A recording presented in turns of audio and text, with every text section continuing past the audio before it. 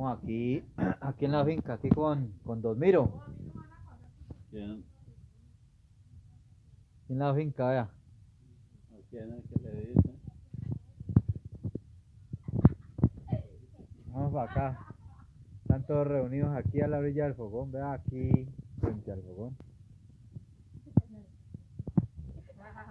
No, bueno, usted no voy a subir al sartén. Uy, no, qué pena. Ahorita lo sube, pero Aquí está la niña. Ni vaya a subir eso al Facebook porque Ay, todo el mamá, mundo ¿cómo manda es? el pelo.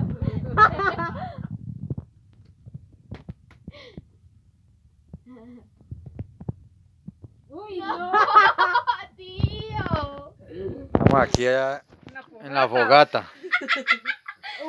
Dale ya y compramos más melo y asamos ahí. Oye, Ana. Dana, no se va a recostar ahí que esa pared.